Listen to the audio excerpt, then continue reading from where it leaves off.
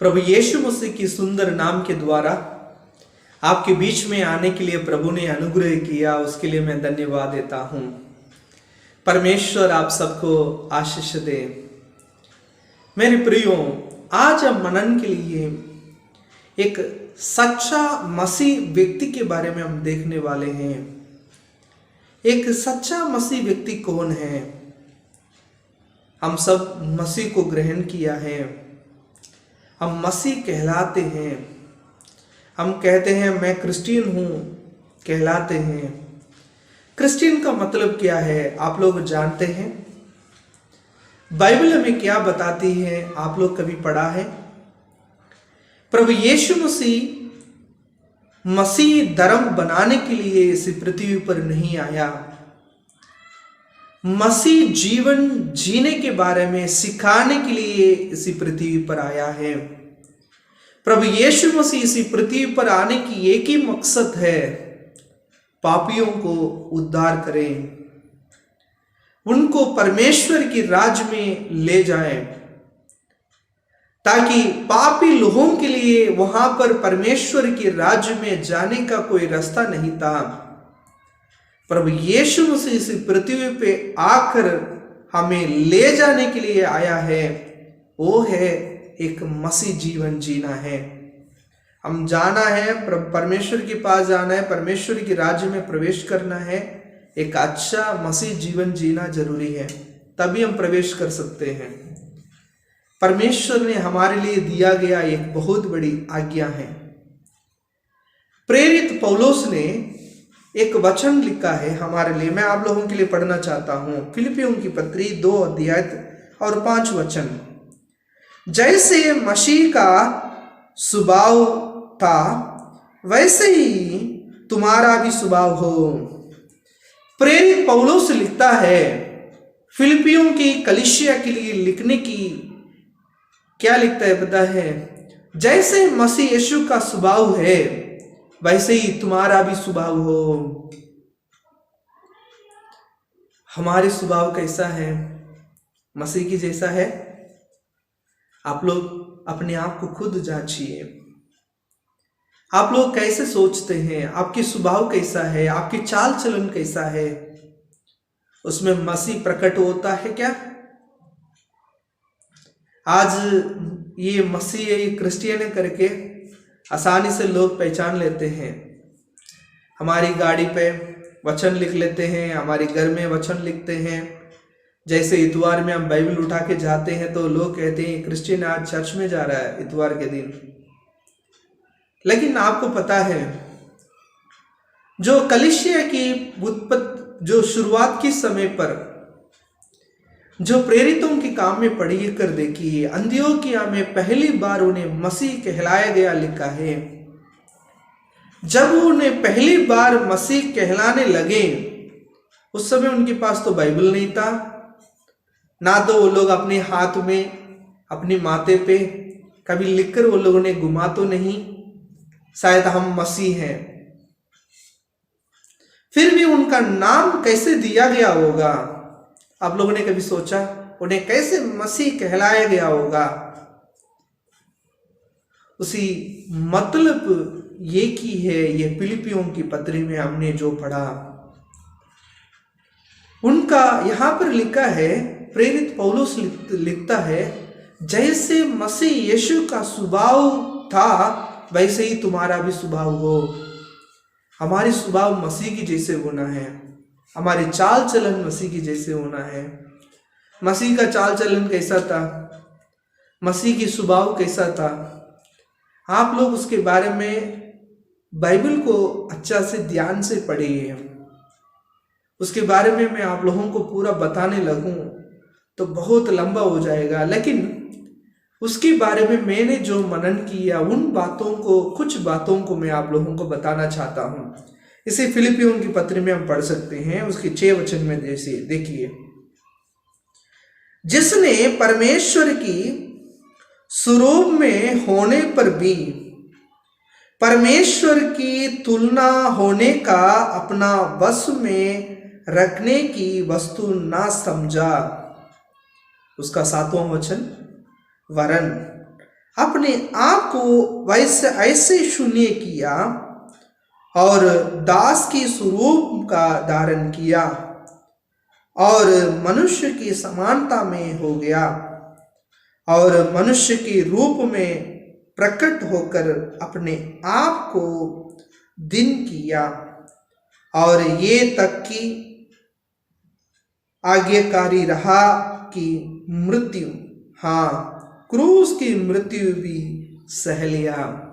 कितनी सुंदर वचन है। यहां पर लिखा हुआ है, हम उसका 7वां वचन में हम पढ़ते हैं तो लिखा है, वरन अपने आप को ऐसे शून्य किया। कैसे शून्य किया? वो पहले से शून्य में नहीं थे, क्योंकि यहां पर उसका 6 वचन में हम पढ़ेंगे तो लिखा है, जिसने परमेश्वर की स्वरूप में होने पर भी परमेश्वर की तुलना होने का अपने वश में ना रखा। कितनी अच्छी बात है। वो परमेश्वर का तुलना में होने पर भी वो अपने वश में ना रखा। आप लोग सोच के देखिए, आपको उदाहरण के लिए मैं बोलता हूं, आप बहुत बड़ा ये कंपनी का एक बहुत बड़ी मालिक है, फिर भी आप कहते हैं भैया मैं मालिक रहना नहीं चाहता, मैं नौकरी बनना चाहता हूं, मैं यहां पे नौकरी करूंगा, मैं मालिक नहीं है। क्योंकि मालिक को नौकर के बारे में समझना मुश्किल है। वही मालिक नौकर बन जाए तो नौकर के बारे में आसानी से वो समझ सकता है। यीशु मसीह भी यही लिखा है, अपना परमेश्वर होने पर भी वो परमेश्वर हुआ नहीं, बल्कि अपने आप को शून्य किया। हम्बलनेस, अपने अंदर में एक नम्रता, अपने आप को दीनता में बना दिया। आज कितनी मसीह लोग में ऐसे हैं, दीनता है, नम्रता है। कितनी लोग हैं में आज मैं अधिकतर मसीह लोगों को देखता हूं, उनके अंदर घमंड होता है, मैं इतना पढ़ाई किया हूं, मैं फलाना स्कूल में इतनी क्लास तक इतनी अच्छी एवरेज में मैंने पास किया है, मुझे इंग्लिश आती है, मैं अंग्रेज बोल सकता हूँ, मैं फलाना चर्च का मैं एक मुखिया हूँ, मेंबर हूँ। नहीं तो आप बोलेंगे, हम बहुत बार लोग बोलते हुए मैं सुना हूँ, मैं इसी चर्च का, मैं मेथोडिस्ट चर्च का हूँ, मैं सीएनए चर्च का हूँ, नहीं तो मैं बेंडिकास्टल चर्च का हूँ, मैं उसी पास्टर का चेला हूँ। हमारे अंदर कितनी घमंड है। प्रभु यीशु मसीह ऐसे नहीं थे। परमेश्वर की तुलना होने पर भी अपने आप को परमेश्वर की वो जो पद है वो अपनी बस में रखना नहीं चाहा। मेरे प्रियो, आज आप लोगों को क्या कहना चाहता हूं पता है? एक अच्छा मसीह तब हम कहलाते हैं, हमारे अंदर घमंड नहीं होना चाहिए, हमारे अंदर नम्र दिल होना चाहिए। एक अच्छा मसीह व्यक्ति वो होता है जो प्रभु के पीछे सच्चे मन से दौड़ता है। आपको पता है यीशु मसीह जो इस पृथ्वी पर आया, उनका जो जन्म है कहाँ से शुरू हुआ पता है? अपने घर में नहीं है। कहाँ पर है पता है? गौशाला में। अपनी जगह नहीं है, दूसरी की जगह पर। उनको मरने के बाद उनको जब दफनाया गया, वो कब्रिस्तान भी उनकी खुद की नहीं है, वो भी दूसरे का है। आपको एक बात पता है, यीशु मसीह अपने आप को शून्य करने का एक ही मकसद है। उनको वो अच्छा से जानते थे, मेरा जीवन यहाँ पर नहीं है, मेरा पिता के पास है। वो अपने आप को दिन बनाया, शून्य किया। यीशु मसीह जैसे कोई प्रार्थना करने वाला हमारी इस पूरी पृथ्वी में कोई नहीं हो सकता। पूरी रात भर वो प्रार्थना किया करते थे, वो दिन में जाके सेवा करते थे। लेकिन वही यीशु मसीह अपने चेलों को कभी भी ये नहीं बोला, अरे देखो मैं कितनी गंदे घंटे प्रार्थना कर रहा हूँ, तुम लोग सोते रहते हो, कैसे सो रहे हो तुम लोग, कितनी बड़ी तुम लोग लापरवाही कर रहे हो, क्यों कर रहे हो? उन्हें कभी भी ऐसे नहीं बोला। उनकी चेले उपवास नहीं रहते थे, तब भी वो कुछ नहीं बोलते थे। मेरे प्रियो, उनके अंदर घमंड नहीं थे कभी भी। मसीह व्यक्ति क्या पता है घमंडी नहीं हो सकता। जो एक अच्छा मसीह व्यक्ति घमंडी नहीं हो सकता। हमारे अंदर घमंड नहीं होना चाहिए। परमेश्वर की आज्ञाओं को पालन करने वाला होना चाहिए। पिता की इच्छा को पूरा करने वाला होना चाहिए। प्रभु यीशु मसीह ने हमारे लिए जो रास्ता छोड़ कर गया है उसके पीछे दौड़ने वाला होना चाहिए। वो एक अच्छा मसीह कहलाता है। आज मेरे प्रिय भाइयों और बहनों, इसी वचन आपके हृदय को बहुत छुआ होगा। इस समय मैं आप लोगों के लिए दुआ करना चाहता हूं। प्रार्थना करें।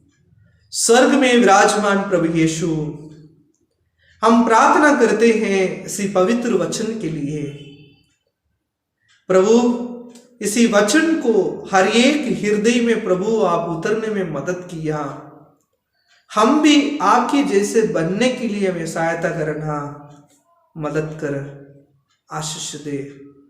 आपके हाथों पर हमें परमेश्वर सौंपते हैं। छू ये छोटी सी विनती प्रभु यीशु मसीह के नाम से सुन और ग्रहण कर। आमीन। मेरे प्रिय भाइयों और बहनों, आज मैं विश्वास करता हूं आप एक अच्छा मसीह कहलाएंगे। इसलिए एक अच्छा मसीह बनिए। परमेश्वर आपके साथ है। परमेश्वर आपको आशीष करेगा। आमीन।